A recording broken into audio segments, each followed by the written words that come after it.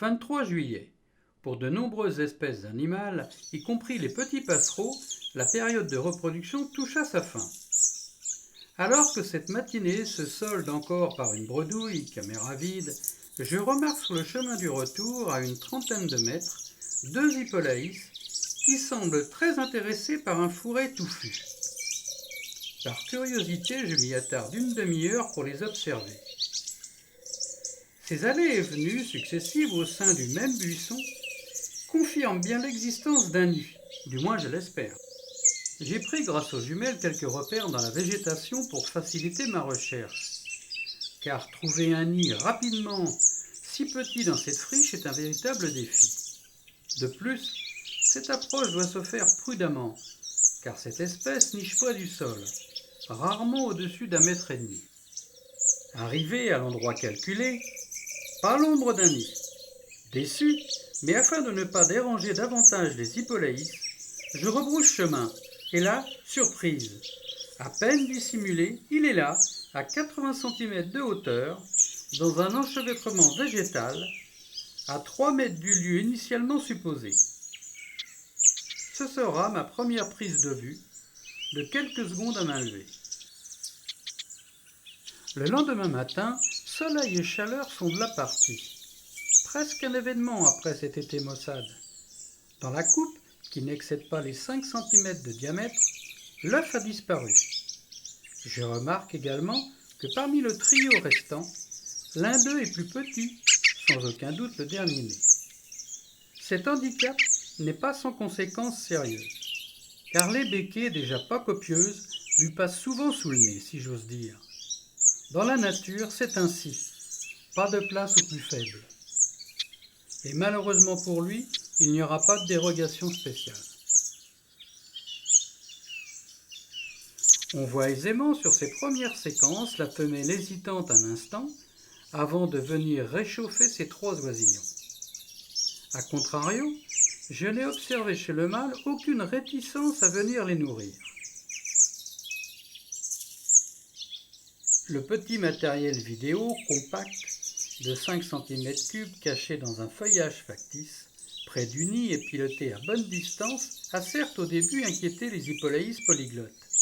Mais très vite, et c'était vital pour leur progéniture, ils finirent par tolérer l'intrus. Grâce à ce dispositif discret, silencieux et surtout statique, j'ai pu constater les jours suivants dans leur comportement une quasi-quiétude. C'était la condition, passionné depuis l'enfance par ces petits volatiles en nidification. Filmer des scènes naturelles reste mon principal objectif, mais pas à tout prix. Respecter la nature et d'aucune façon mettre en péril la nichée restera toujours ma priorité. Dans le seul but de documenter, à cet instant vous entendez le chant du mâle. C'est un ajout complémentaire à la bande-son originale, car à cette date, cette espèce est quasiment muette. Son activité vocale reprendra à son retour de l'ouest de l'Afrique tropicale.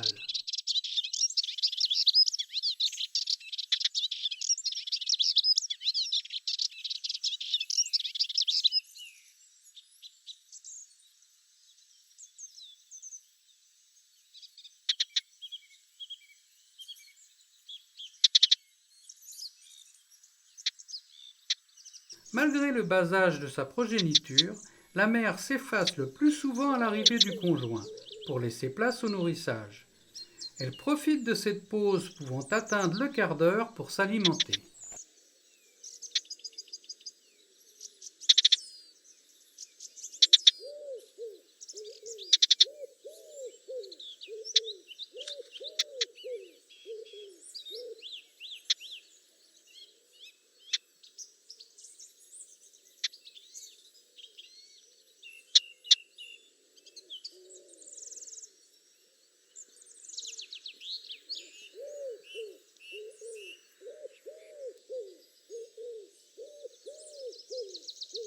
Fin avril, début mai, le petit turdidé migrateur se manifeste par ses vocalises intarissables. Ce bavardage volubile, varié, pourvu d'imitations, merle moineau, rappelle le chant de la fauvette grisette ou la rousserolle effarvate. Ce chanteur à la voix mélodieuse se fait beaucoup plus discret par son plumage. On le confond facilement avec la fauvette des jardins ou la rousserolle effarvate. D'autre part, il faut être un initié pour différencier les deux cousines proches, l'Hippolaïs ictérine, qui lui ressemblent comme deux gouttes d'eau.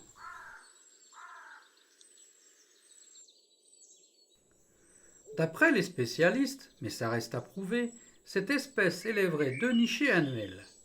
À cette date, celle-ci est la seconde, ou une ponte de remplacement. C'est la femelle qui bâtit le nid, composé principalement d'herbes sèches, comme on peut le voir. La coupe profonde est douillette grâce aux nombreuses plumes.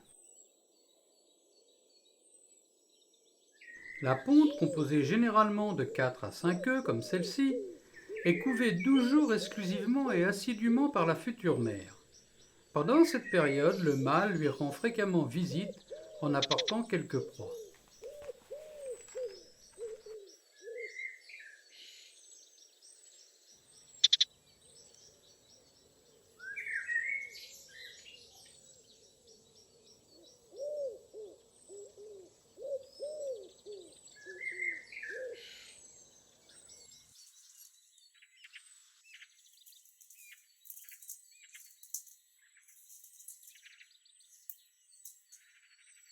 Comme à chaque fois, j'appréhende ce retour après plusieurs jours.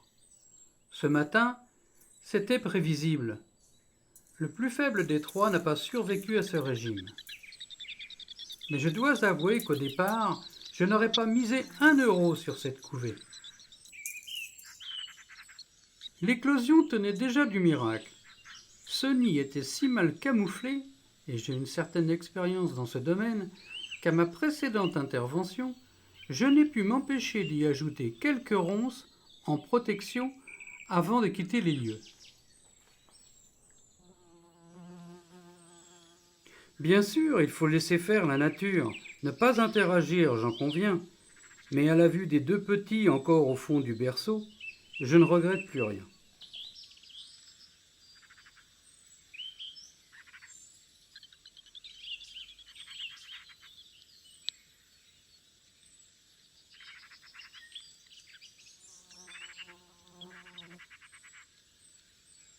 À ce stade de l'élevage, c'est tous les quarts d'heure en moyenne que le mâle ravitaille la famille en insectes et en arachnidés. La femelle, quant à elle, se charge pendant la première semaine de réchauffer ses 2 petits encore nus. Parfois impatiente d'attendre la nourriture, elle s'accorde spontanément une sortie de plusieurs minutes.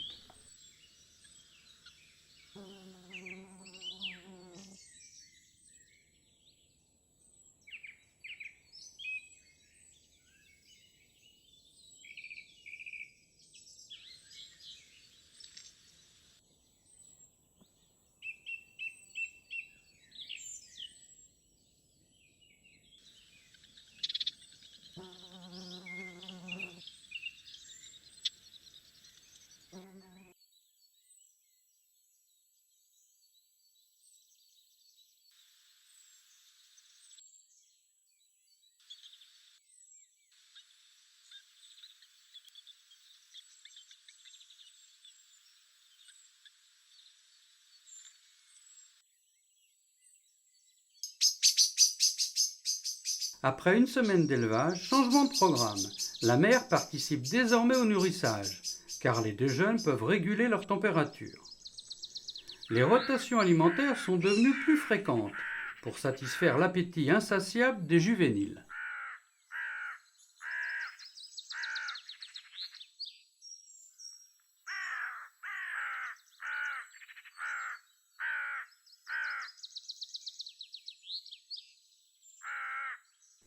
Je remarque également à mon égard une différence de comportement du couple nicheur. Certes toujours inquiets lors de la mise en place du matériel vidéo, mais hors de leur vue, les cris d'alarme cessent aussitôt. Aurait-il compris que je n'ai pas de mauvaises intentions ? Un fait que j'ai pu constater de nombreuses fois avec d'autres espèces après plusieurs jours de tournage.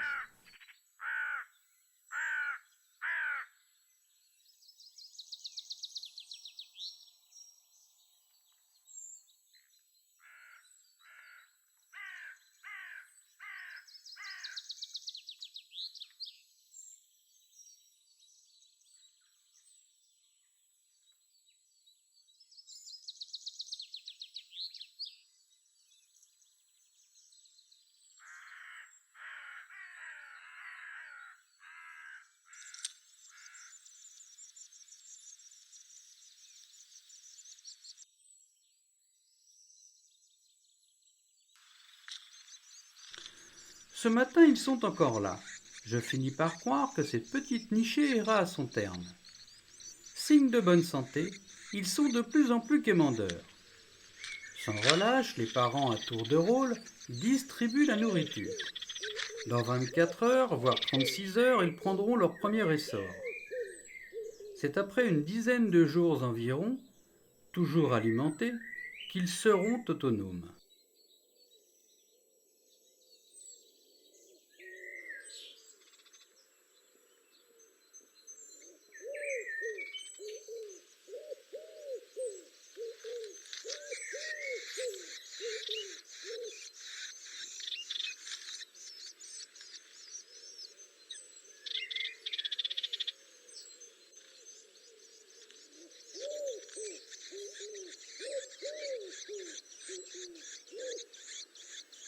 Pour suivre cette nidification, j'ai filmé 5 matinées de 4 heures. Les commentaires m'ont demandé 15 heures d'écriture et le montage 40 heures environ, le plus difficile étant de sélectionner les meilleurs rushs parmi les 300. 15 minutes de vidéo, je sais bien, c'est trop long. J'espère que vous serez nombreux à entendre ces chiffres, si vous voyez ce que je veux dire.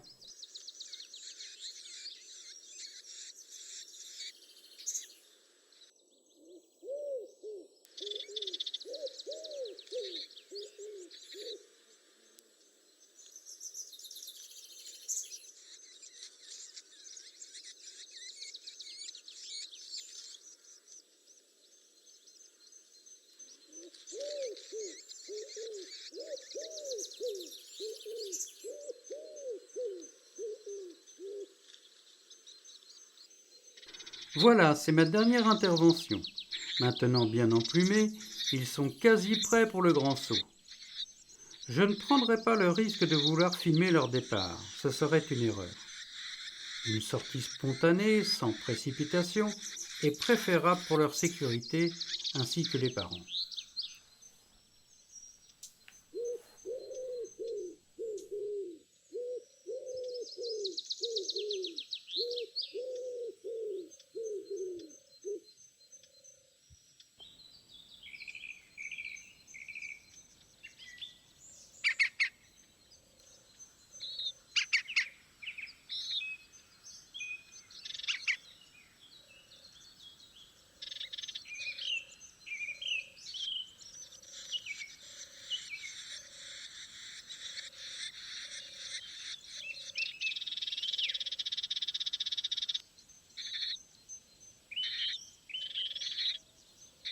En dehors des ornithologues ou amateurs avertis, peu connaissent cet oiseau l'Hippolaïs polyglotte.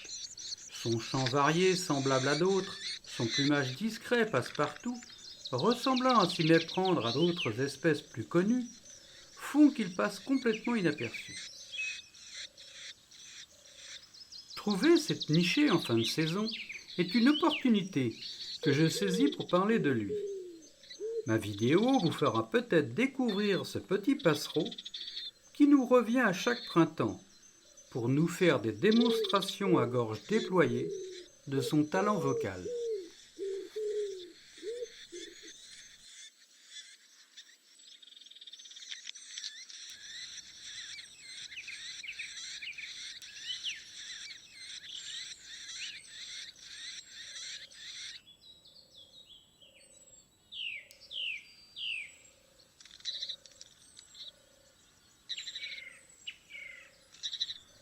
Dans quelques semaines, ces deux petites polyglottes devront affronter les airs aux multiples dangers pour hiverner après un long périple en Afrique tropicale. À bientôt pour de nouvelles images.